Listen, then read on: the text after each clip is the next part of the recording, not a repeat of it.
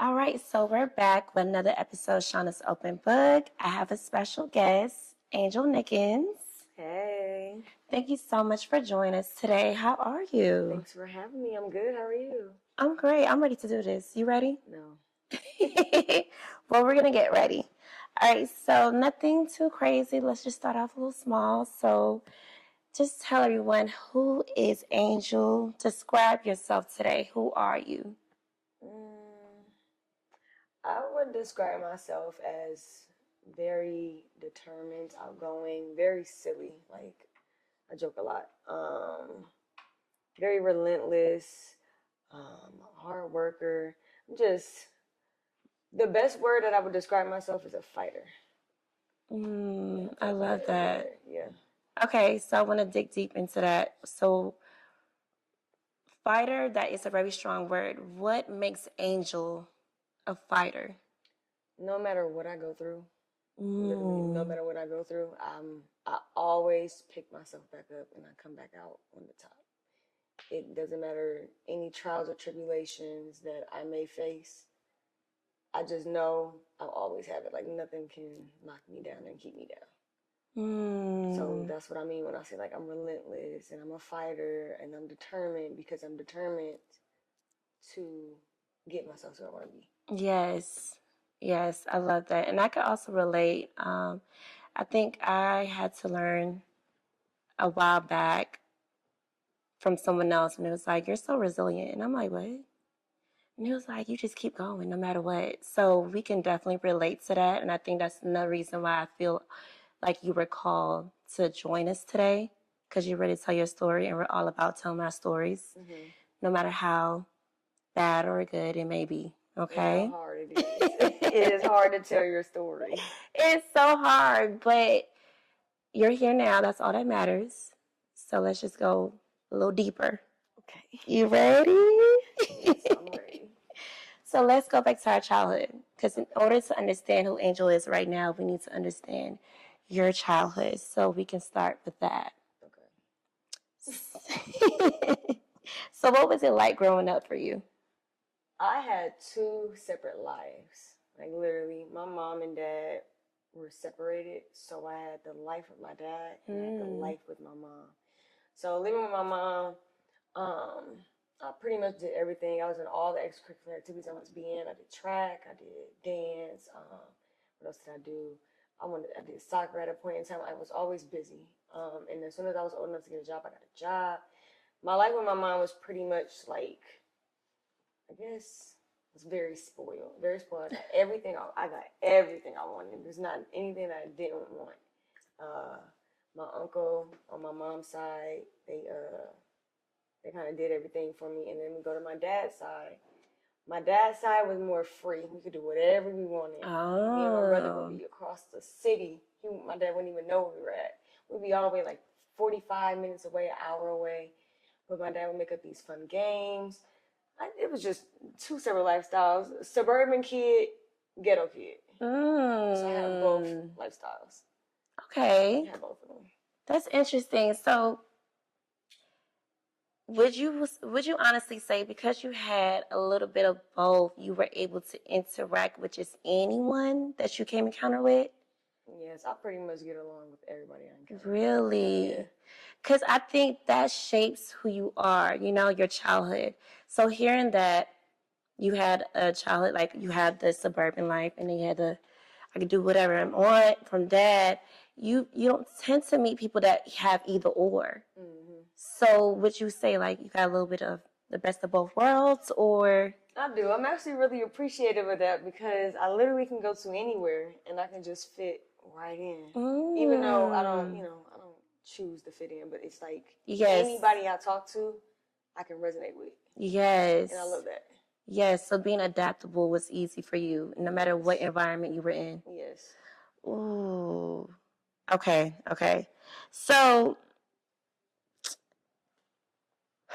is there something from your childhood that you wish were different, or you wouldn't change anything because the Angel you are now is the reason of that upbringing? I think about this question a lot. Really? I do.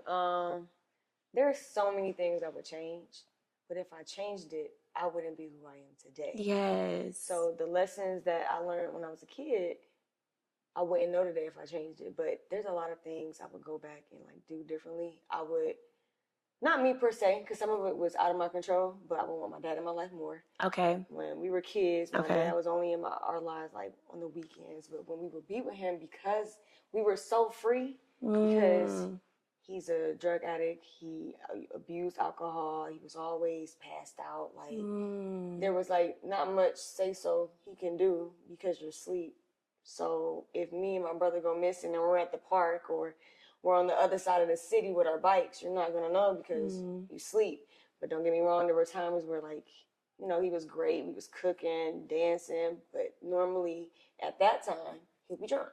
So we'll just he always had his friends over. Like there would be a lot of things that would change. I would be around alcohol less. I would definitely change that. On the suburban side, I would change the friends I chose in high school. Really? I had great friends in high school. Actually, middle school and intermediate school, I had great friends. And then when I got to high school, I kind of lost myself and tried to fit in with the, let's say it like this.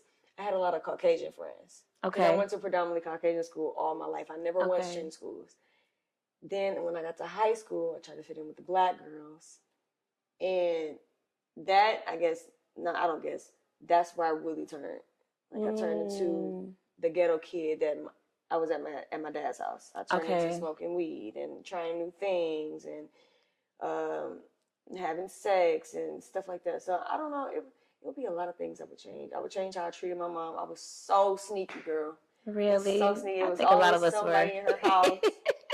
I would change that. My mama used to cry. Like, she used to hate me. She said, you know what? I'm about to send you to your dad's, but she never wanted to do that because living with him would have made me a whole different person.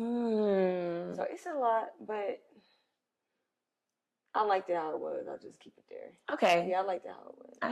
I could respect that, and I definitely understand where you're coming from because I think about that question for myself as well. If I can go back and change anything, and I had to stop saying yes because I'm like, everything I've been through, everything I went through, whether it was good or bad, it honestly shaped me to the person I am now. Because if you change it, would you be sitting right here? Would we have met? Things of that. I'm like, no, things happen for a reason. So to make sure I got it correctly, you originally was at your mom. So was it at high school? That's when you was with your dad? Oh, my bad. I explained it wrong. I lived with my mom all my life. Okay. My dad seen us in the summers or on the weekends. Okay. Or when I got grounded at my mom's house and I didn't want to be there, then I would go to my dad's house. Like, hey, Dad, I'm coming over. I'm coming over. Okay. Come get me. Okay. So that's when you would go for your freedom. Yeah. If you want to structure. My mom was structured. My dad was not. Yes, my mom had all the rules. I feel like I was locked up there. My brother could do whatever he want. But when it came to me, you gotta be in at this time. You can't do this. You can't do this. And I had straight A's. And my brother had F's and D's. Why am I locked up and he is free? It was so confusing. I hated it. Yeah. I always argue with him. To this day, I'm like, it's not fair. Like, guys, I feel like get away with a lot more than girls. But that's a whole different topic for another conversation. I hate it. I hate it. Okay. So it seems to me you have experienced a lot. Would you like to share if there were any traumas? If so, what were the traumas that you experienced growing up? Childhood, I don't think I had any traumas in childhood. Okay. My family told me I went through something, but I think it was another family member that went through it, but I was just present at the time, and they got back. So we had I don't even know what he is to us. It's like a cousin or something, or an uncle. I don't know. It's too much dynamic. So basically, he ended up touching one of my cousins, and before he could touch me, someone walked right in. So I don't know if it was. I don't know how far it went. I think we were like 5 or 6. So that would be like something traumatic for her, but I was just there. But childhood-wise, I don't think. Oh, I was in a shootout with my dad. Okay. Yes. So it was like a drive-by, and my dad told us to get on the ground, and They was just shooting back and forth during the drive-by. That was an experience. Okay, so wait, were y'all you're just wrong place, wrong time, or that was really for? We were all outside. It was really for him. Okay. They drove by and said pow pow pow pow pow, and then my dad said pow pow pow pow pow. I think he was outside. So the place we stayed at with my daddy, it was an apartment. It had 4 floors. It had a basement, first floor, 3 floors, and we were outside on the patio on the first floor. But then we all went upstairs, and he went on the patio and he started shooting from the top patio. Yeah, and then his friends was down there shooting, because you know how I told you that he would always be drunk, so there'd always be somebody in the house, like Oh my uncles. You know goodness. how Yeah. parents' friends are uncles and aunties. Yeah. So uncles. It was always just a bunch of men. There was some girls there sometimes. And then me and my brother. So we was on the floor hiding. I was crying. I don't know. I think my brother was telling me to chill out. We'll be fine. Wow. Yeah. But I think that was traumatic. I can't think of any other childhood traumas. Okay. Actually, my family dynamic was traumatic. Just period. It was very toxic, very negative. They tried to keep me away from most things, but it's not like we can't see it. So you're just exposed to a lot of things. I was exposed to a lot of things. Alcohol early, cocaine early. I was freaking my dad's Black and Miles for him when I was a kid. I wouldn't say it was traumatic. It was just more so I was just exposed to things early. Okay. A lot of negative family dynamics, everybody arguing. Just, I would change that. You can't choose your family, but you cannot. I say that all the time. I definitely wish my mom kept me away from certain family members. Like, she tried to keep me away from my dad, but she was so focused on keeping me away from my dad that we forgot about the rest of them. But it wasn't that bad. Okay. Yeah, I understand. You definitely, when I say you cannot, I stress that so much. You cannot, but you can choose to keep them in your life. Yes. Or get rid of them. And not only that, you as an adult, you have to make your own decisions for yourself, like how you want to live your life. Like being exposed to things as a child can shape you. However, at one point, you got to say, okay, I don't want to live my life like that just because I was exposed to it. Exactly. Okay. So now let's say we're about to finish up high school. Okay. All right. So were there any other challenges that you faced leaving high school, early adulthood? Caring. I stopped caring after a while because my family really, really wanted me to go to college. I didn't want to go. I didn't want to go to college. I didn't want to go to prom. If I went to college, I wanted to go to the same type of college that my school was. It's very diverse. But my family my mom's mom is really big on African American history and just staying around African American. She wanted me to go to Spelman. I didn't want to be around a bunch of girls. So I'm like, you know what? Let me find another school. So I tried Spelman. I don't even know the schools I applied to. I think I wanted to go to, I think it was Harvard. Okay. I think that's where I wanted to go. Okay. I don't remember. But I ended up getting to Clark. And then I was like, okay, I'll go to Clark because my uncle's already down here. And I went to Clark and, such a culture shock. Really? That's something I would definitely change, going to Clark. But if I changed it, I would not be here today. Like, I would still be back in Ohio. Right. With my family, friends doing the same thing they doing. But traumatic experiences wise, I don't think this happened in college. Early adulthood, probably about maybe 2020. I was taken advantage of, raped basically, by a guy that I was dating, and he thought just because we was dating, it was okay for him to take it when he wanted it, even though I said no. And then another traumatic experience, I started realizing that I had depression in college. So I've always wondered what was wrong with me as a kid. So my mom said early on, like when I was like 8, I had anxiety because I always thought she was going to die. And she said I started like 5 or 6.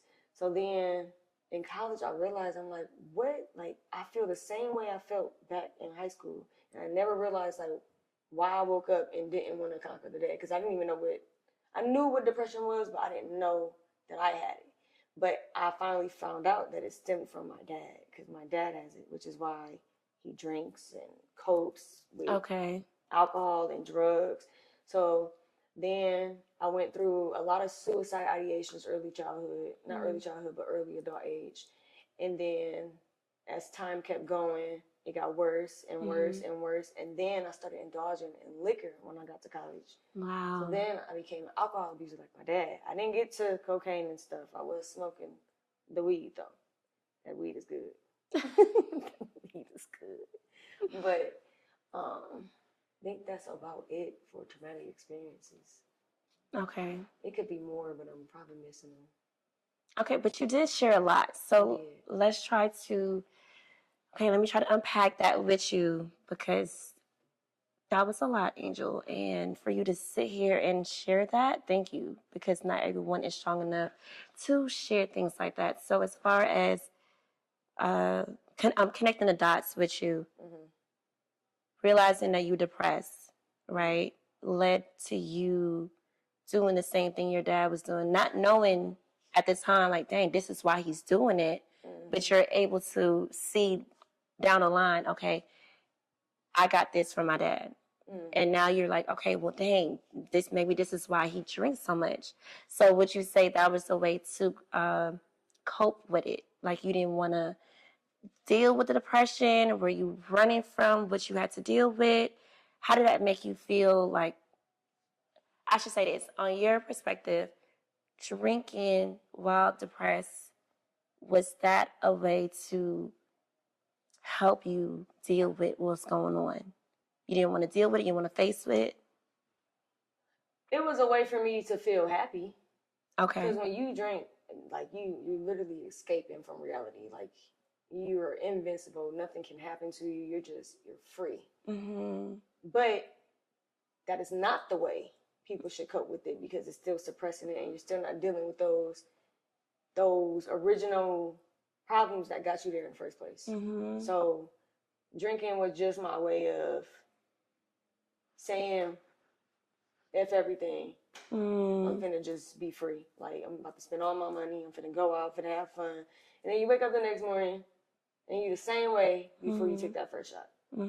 So it was a way to suppress the things that I was going through, just to run away for a short period of time. Okay. And would you also say, dealing with depression, do you feel like, since even if you didn't realize you were depressed, that also was a determining factor on how you choose relationships? Because you did mention dating someone and he took advantage of you just because y'all was dating. Do you feel like that plays a part? Like, or that's two separate things? It could play a part. It could, only for the simple fact that when you're depressed, you kind of just do whatever. And it doesn't matter who you're around, doesn't matter who's in your presence. You just want company sometimes. So that could play a part, but also a lot of females look for their dad in other men they choose to date. So I think that really plays the part. But it's still also me learning my worth and learning that you have to love yourself unconditionally and tell yourself that you deserve more without comparing yourself to your past, if that makes sense. I think I said that right. Yeah, it makes a lot of sense. But what steps did you take to realize that? Like, did that come to you right away, or you had to go through some more experiences? I went through a lot more experiences. Okay. I've been through a lot. I've been through an abusive relationship. Someone hit me, stuck me in the corner. We was fighting, arguing. I went through a situation where I went through a lot. What else? I beat someone up once. Someone stole my car once. Like, I've been through a lot, but it takes, people can tell you, because my friends and my mom have been telling me for the longest, like, the people that you choose, that I've been doing this since a kid. I've always looked for men that are not doing as well as me. Like, I look for men that need help because my dad needs help. So let's take it back. So not early childhood, in high school, when I realized I had a boyfriend and we all went out to eat. It was me, one of my best friends, and him. We went out to eat, and he was like, yeah, your dad offered me cocaine the other day. I said, huh? He said, your dad offered me cocaine the other day. So I approached my dad about it. I don't know if it was a week later or a day later, but I'm like, why are you offering a teenager cocaine? And that conversation led to, if you don't respect me like the rest of if you don't respect me, you will follow this like the rest of these teenage girls out here. I said, well, congratulations, you now have one child. So this was right before I graduated high school, right before my last recital, because I told you I was in dance, right before my going away party. And we didn't speak for months, like months. And then one day, I had a graduation party, my send off, and he just popped up. He was not invited, he just popped up. I don't remember how that went. I think it went well. I was excited to see him. Yeah.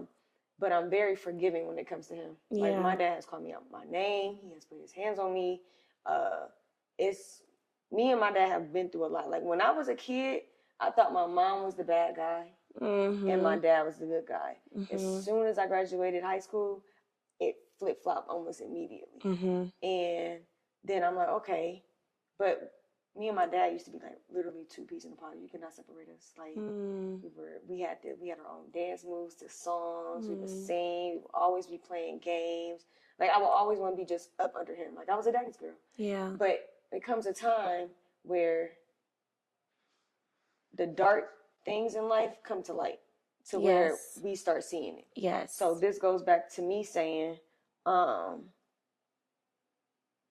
since I tried to help him so much, I tried to help him get off cocaine. I told him, you need to respect your body better. And he would just say, B, F you, and da-da-da-da. Like, now, since I was just talking about this with my best friend earlier today.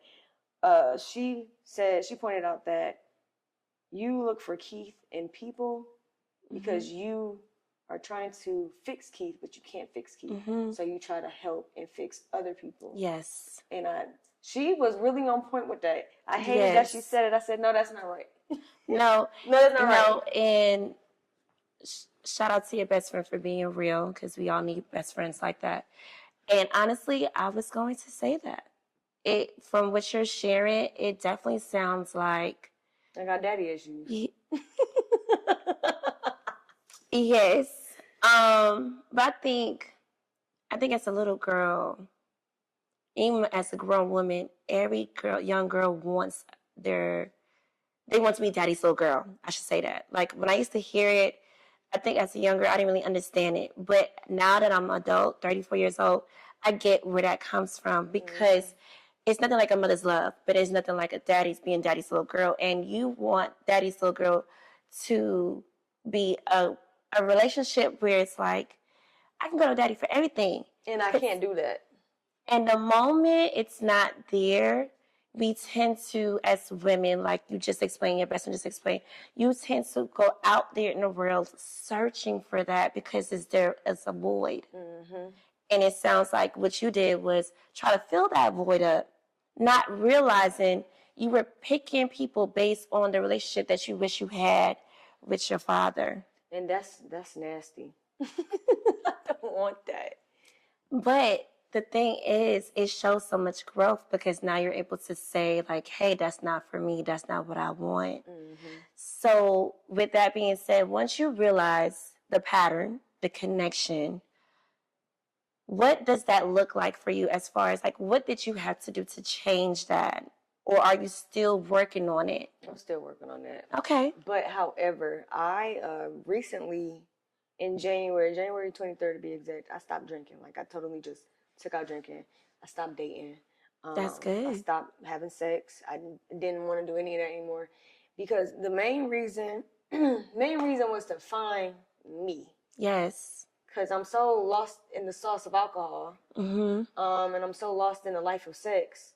It's like, what does Angel want? What do you want? What do you want to do? Like, and if I'm talking to these people and wasting my time, I'm continuously blocking the blessing of the actual man that I want to come in my life. So I stopped everything. And in order to change, I feel like you just have to really know your self-worth.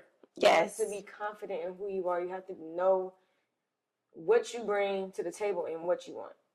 And those are things that I'm working on now. Yeah, that makes sense. I said that right. Okay. Okay. So you said a lot, and I feel like you answered a few questions that I already had, because one of the questions I wanted to ask you was, because life is going to continue to life.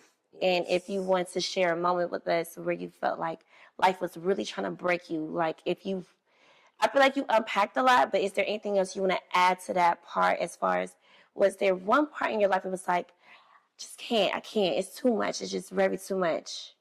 Okay, so I've had a lot of these moments, but the biggest moment that I can really think of is last year.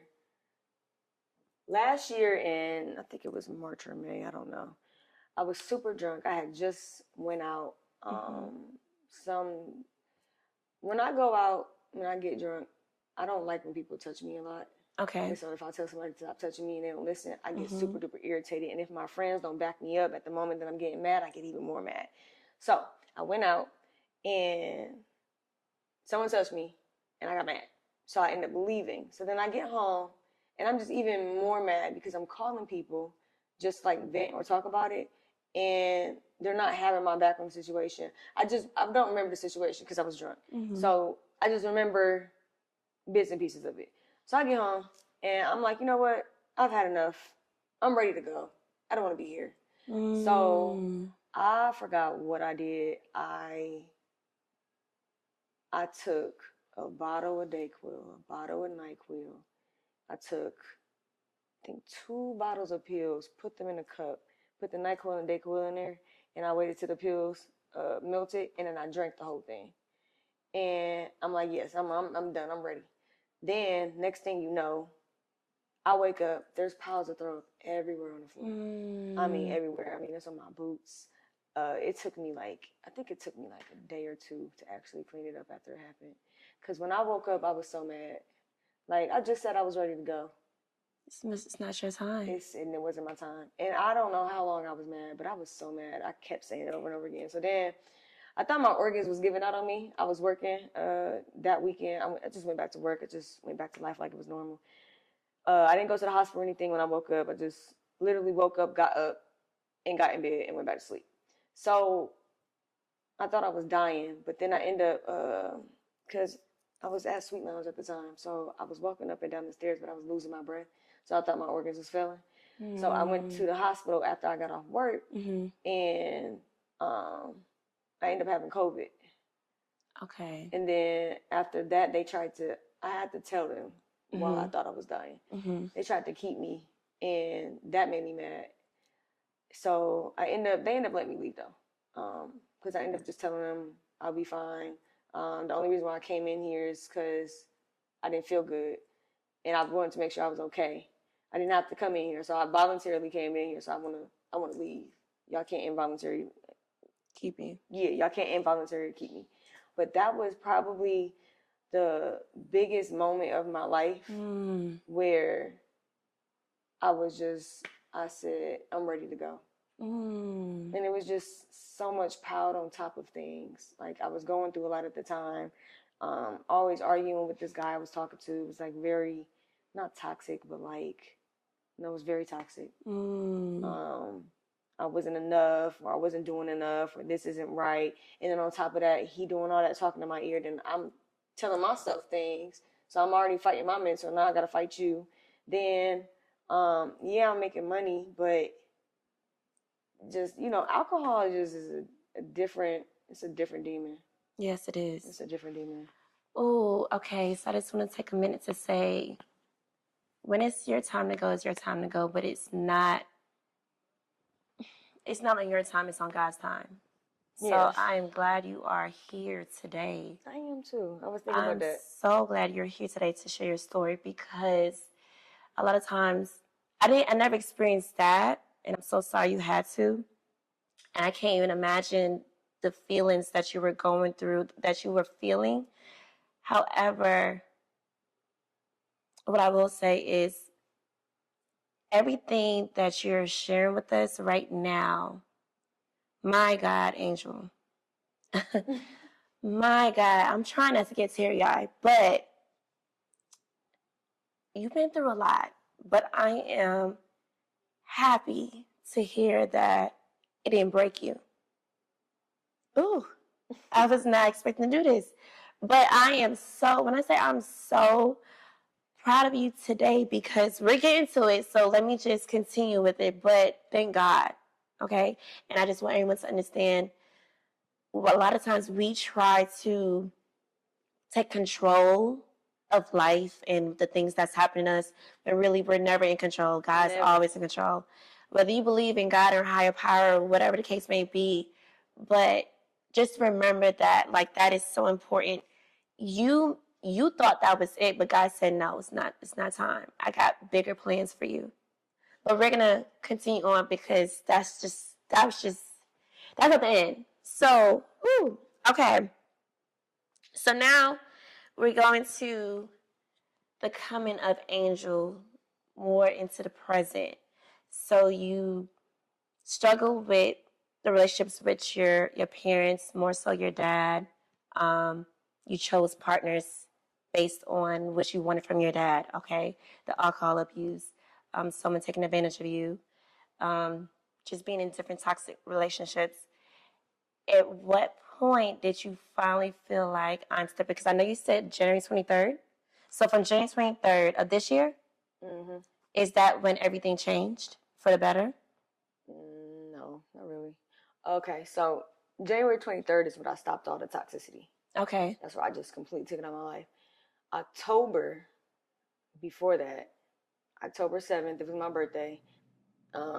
My change for the better was investing in a business. Okay. Which was Toro. But during that time, I was still drinking. And then I invested in a mentor for teaching me how to do funding and credit repair. Then I'm still drinking in that time. Okay. Now, when you're learning something and you're investing and you're spending like so much money, it comes a point where you know it's that time you need to lock in. Yes. So then January 23rd hits, and I'm like, I've been on all these calls. I've been on all these meetings. I was always in meetings. Like I was always doing something. If I wasn't doing that, I was cleaning the car. If I wasn't doing, I'm always doing something that had to do with my business because it started like taking over my life as it should. Then January 23rd hits, and we hear our job shutting down. The day of, and I'm like, but before that, but a week prior before that, I stopped drinking. Or I think it was January 12th, I stopped drinking all the toxicity. But 1 to 2 weeks later, after I stopped the toxicity, that's when Sweet Lounge closed. And I'm like, dang, this is the perfect time. This is the perfect time because you know, we was both talking about leaving. So we finally leave. Well, we didn't get an option to leave. We all locked in. Because we were all waiting, but we always had that excuse. Oh, well, maybe I'll start tomorrow, or maybe I'll do it the next day, or give me another month. We didn't have that choice. So it was taken from us. Yes, it was taken from us. So we just locked in, and ever since then, I took off. So then, I started doing the ads and the videos, and I hired employees. So my turn for better was probably October, but my decision, physically, my turn for better was October. But mentally, my turn for better mental-wise and emotional-wise was January. Okay. And so you're doing credit repair and you're doing Turo. Yes, and funding. And funding. And I help people structure their businesses correctly. Wow. The ones that want to start their business. Wow. That's amazing. Thank you. And I'm going to keep on saying that's amazing because that's what I'm saying, where God's plan for you is so much bigger than for yourself.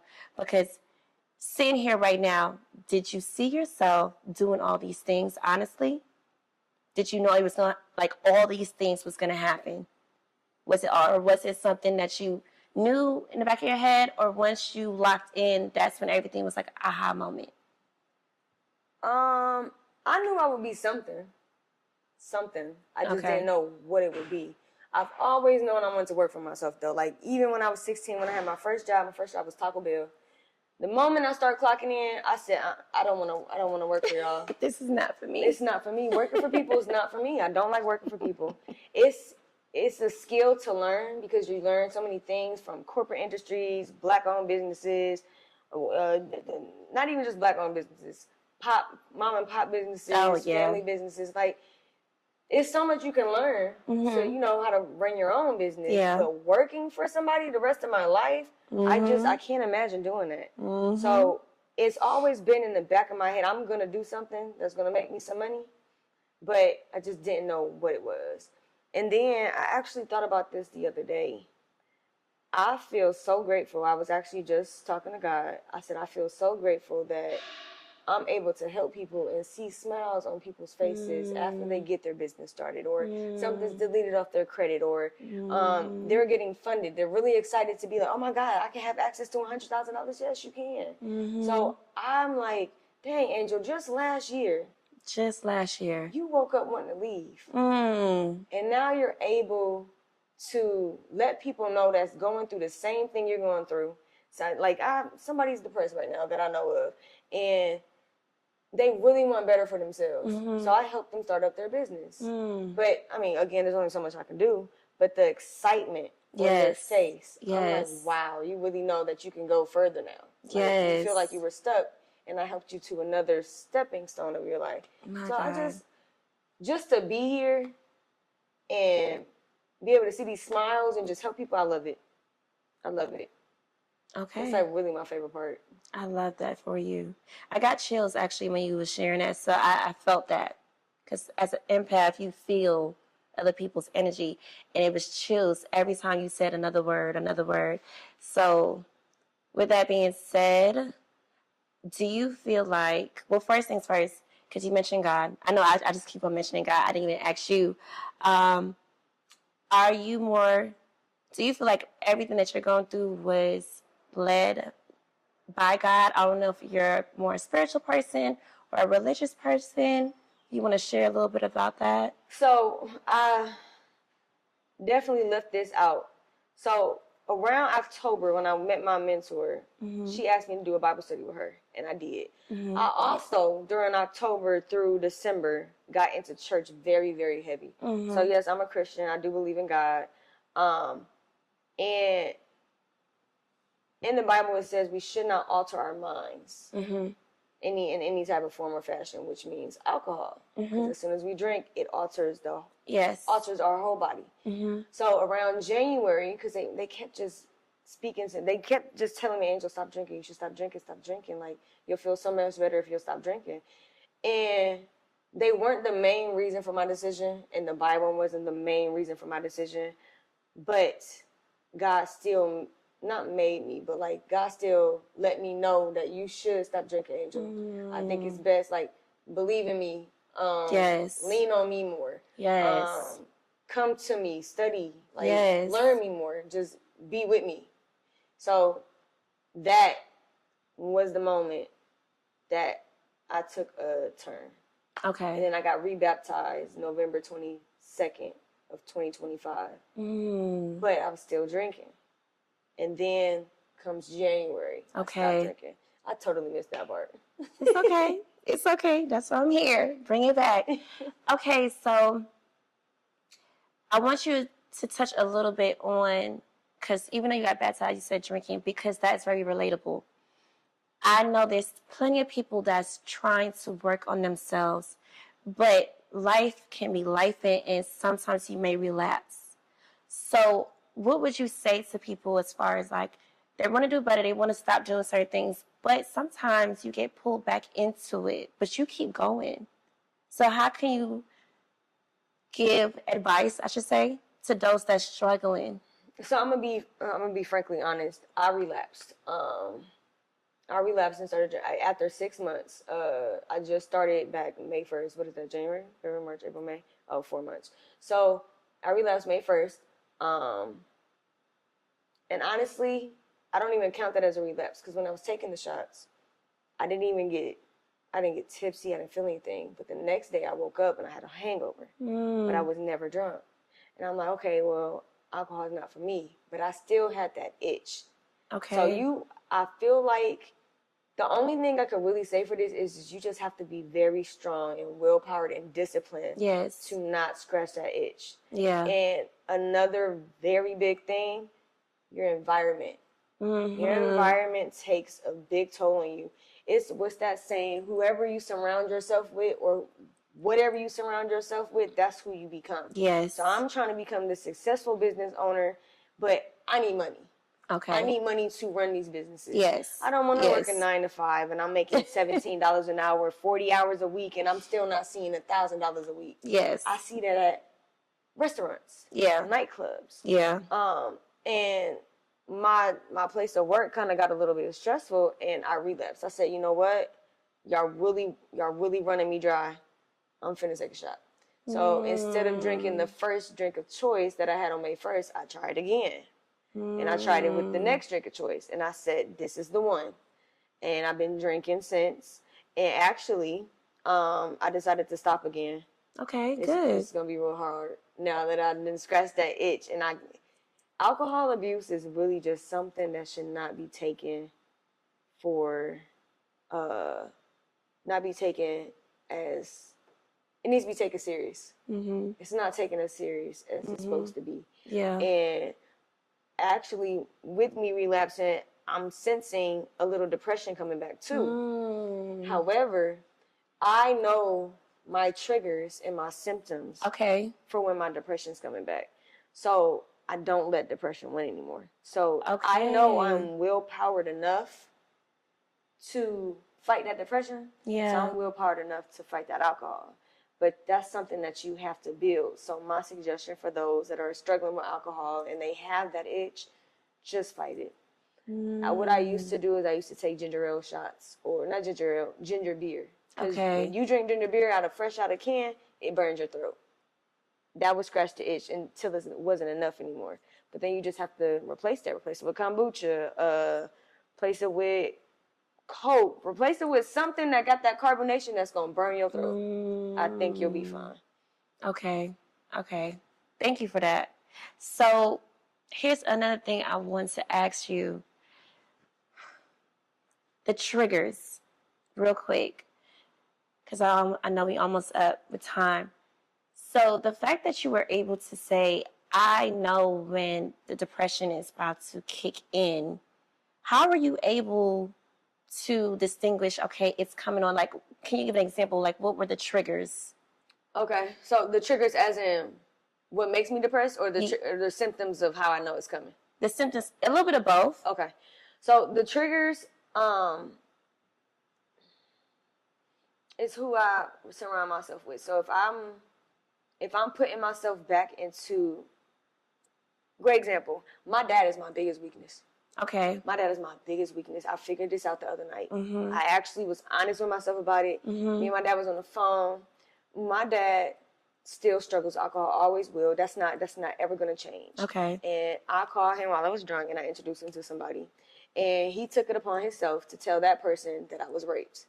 I didn't tell that guy that I was raped. I was never even planning on you don't even know this guy from a can of paint. Wow. So my dad he gets under my skin because, and I don't know why I keep letting it happen, but this is a trigger for me. It's a trigger. So every time I talk to my dad, he'll do something like, it doesn't matter who he's talking to. He could be talking to you, and he'll share all of my business. And it's like he doesn't realize he's doing it, and then either forget the next day or just doesn't talk about it and just disregards that he just disrespected me. Right. So that is a great example of one of my triggers. Okay. So I try to avoid my dad at all costs when we are both inebriated or when he's inebriated, because it never goes well. Okay. But sometimes we have a blast on the phone. Like, we're sitting there, we're singing together. Like, I would take him to the club. I used to take him to the club with me, and we'd be on the phone. And I'd be like, shot, yeah. So we were, like, me and my dad, like, we have so much fun. It's just, everybody has that one relationship where they have a lot of hard moments.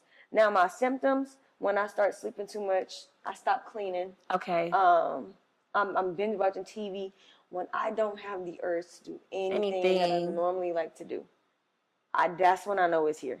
Okay. So I like to go to the gym. When I say I don't want to go to the gym, the moment I say I don't want to go to the gym, all right, I know Okay, something's you know coming. I'm something's about to wrong. have an episode. Let's go ahead and fight this episode. Go to the gym. Yes. Turn the TV off. Go outside. Yes. Go do something with the babies. I got 2 dogs. I have a husky and a Doberman mixed with a German Shepherd. Yes. So I go find something to do with them, or I cuddle with them, and I be like, it'll be okay. But if I cuddle, then I'm gonna go back to sleep, and I'm gonna sleep too much. So it's just those little things that you have to. When you learn yourself, you have to learn every single thing about you, or you're not going to be able to control most of the things that you do.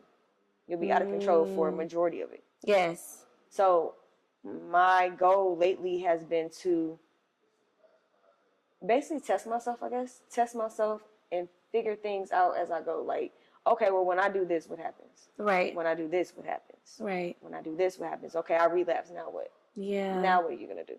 What's going to happen now? You have to go back. You have to focus. Like, refocus as soon as you can. Yeah. Okay. Thank you for that.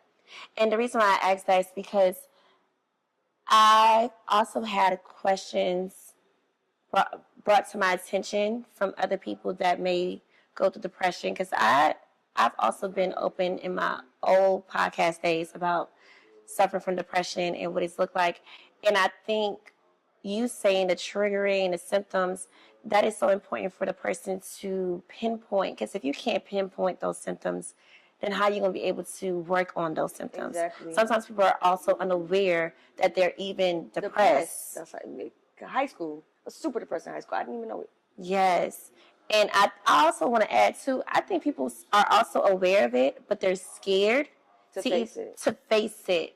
Because I feel like also in the Black community, it's like shame upon a little bit, like, you depressed. Girl, what's wrong with you? Just get up and just do that. You know what I'm saying?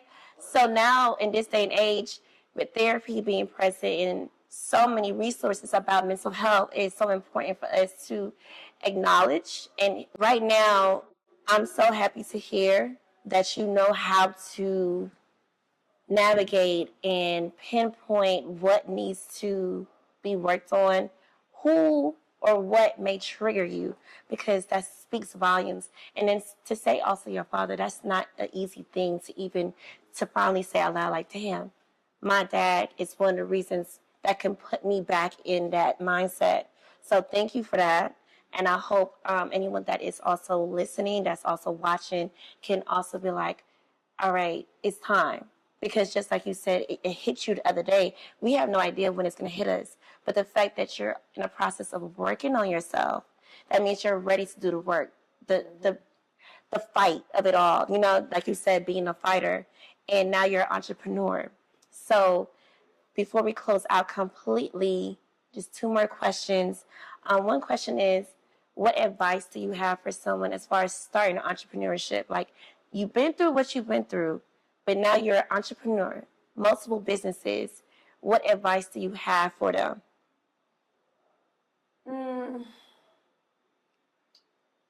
My advice, honestly, if Angel can do it, you can do it. I know that's right. If Angel can do it, I know that's right. I know that's right. And I only say that because everybody goes through trials and tribulations. Mm-hmm. But a lot of people don't deal with it the correct way. Let's do that. A lot of people don't deal with it the correct way. So when you don't deal with it the correct way, you don't suppress it, you don't talk about it, you don't use your village. My village is strong. I have so many people by my side. So anytime I'm going through something, someone's a phone call away and they're right there for me. Like, it takes a village.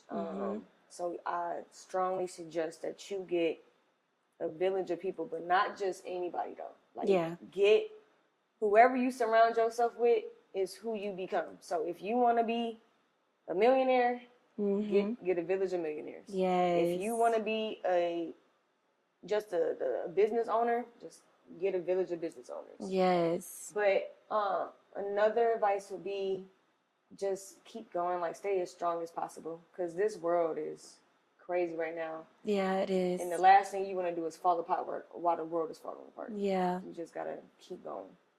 And then To add on, also just find where your emotions stem from. Like, a lot of people don't know the root of why they are the way they are. For example, I didn't say this. It's two things. I was diagnosed with lupus in 2014. I literally always forget I have it, but lupus is a big part of depression. Like, lupus, one of the symptoms is depression. Okay. So not only does it run in the family, it's also, I would say, basically my bloodstream. Then another thing is, as a kid, I was never able to really talk about my emotions with my parents. Okay. Because every time I would get angry, I would shut down. This is finding the root to why you are the way you are. My mom would send me to my room instead of talking to me. She wouldn't want to deal with my attitude or my moodiness. So, like you said, in black households, when you're upset, you just get pushed to the side. And then trying to talk to my dad about my emotions, he's so drunk, he really don't want to hear because he want to talk about himself. So my root of my problem is I have built up emotions. I had to be very independent as a child. So my advice would be, therapy. No, that one word, therapy. Therapy. I love therapy. And that's all I scream to the rooftop. Therapy. Yes. But I know a lot of people are afraid to speak to strangers, even though I think it's so much easier to speak to a stranger because they don't know you. So you literally get to like let it all out between you and that person. And not only that, even if you're not ready to see a therapy, like you said, figure out the root of it. Start with there. Sometimes you have to go back in the past. Yes. No. Not sometimes. All the time. Every time something happens to you and you don't know what's going on, it's probably from your past. And actually, just to add on, a lot of people know their root causes. A lot of people know what's going on with themselves, but they're too scared of the potential person that they can actually be, so they avoid it. Yes. That fear keeps people back. That fear is a motherfucker. I'm sorry. That is one thing. That's my other advice. Be as fearless as possible. Yes. The worst thing that can happen is nothing. It's absolutely nothing. Absolutely nothing. Even if you get told no or whatever you're trying to do. It is going to be okay. Even if you fail. It's going to be okay. Keep going. I love that you said that because I'm really big on, lately, I've really been big on allowing things to work out the way it's supposed to because it's all part of your journey. You can come up with a plan, but don't ever be too hard on yourself because that plan will always alter. It will always alter because it goes back to me saying God's plan is bigger than the plan you have for yourself. So the path that you're going, as long as you do the work, He gonna put you in the place that you're supposed to. Have a vision. Make it plain. Make it plain. Follow His path. Yes. And I think that's literally all you can do. And I appreciate you again. I keep on saying I'm gonna give you your flowers because, girl, I appreciate you. Thank you. But no, seriously, you came on here. It wasn't easy, but I'm so happy you did it because you're going to show so many people it is okay to not be okay. It is. And you're also showing them that you can also get through no matter what you're faced with. So now, share with everyone what's next for Angel. What's next for me? Ooh, okay. So I want to retire. So that's been my main goal since last year in January, I believe. I was actually telling her about that. I want to retire. I don't want to work for anybody anymore. But in order to do that, I have to make $50K plus a month. Not a month, I'm sorry. No, my goal is $50K a month. I'm not gonna lie. My real goal is $1 million a year. But right now, you have to start small. Dream big, start small. What's next for me? I can't even fathom. I want to travel. Definitely want to get these businesses off the ground. I want to keep helping people. I want to keep changing people's lives for the better. I just had somebody text me the other day. She was like, I didn't even know all of this was possible. I really appreciate you. Every day I look at not my credit, but every time I get like an update on my credit report, it's always something deleted or it's always something updated. And you're really doing a lot to help me. I got approved for my apartment. I was like, I've just been so excited for her. Like, and it's a lot of clients that's been having deletions. I got somebody paid for a bankruptcy. What else? I got another person. She got paid for an incorrect reporting on her account. Okay. So what's next for me is really helping others.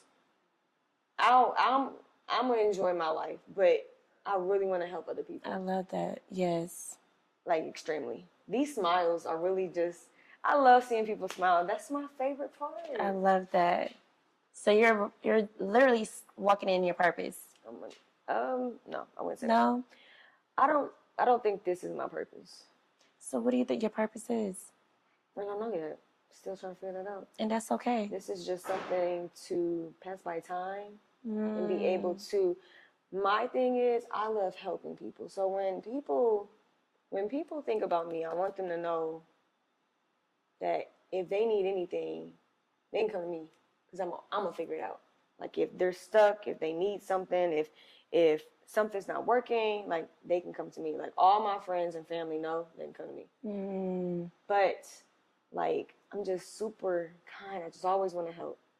Sometimes your heart can get too big, y'all. So just realize don't be too helpful. Okay, like balance it out. I'm working on it. Okay. But my purpose will come. This isn't it yet. Okay. I think my purpose is in health. I've helped a lot of people with their health problems too. Okay. Juicing. So that's something. That's something to dig deep into. But we'll see. I'm not rushing my purpose. Of course. It will come to you, and that's okay. What's next for Shawna? What's next for me? I want to be able, like you, I resonate with you as far as not working for Bob or a mom and pop shop. I want to be able to work for myself, but the way I want to do it is life coaching and also producing different books, specifically self-help books. I'm a huge advocate for therapy. Like almost every episode I do, I'm talking about therapy because I went to school for psychology. However, I never wanted to be boxed in. So that's why I'm doing like an alternative approach. I know a lot of people might question, like, what are you doing? But my vision that God has for me is only for me to understand. And for those that's in alignment with me will understand. And for those who don't understand, it is okay. I don't take it personally. And that's something I'm currently working on. I'm not taking anything personal because why should I? Exactly.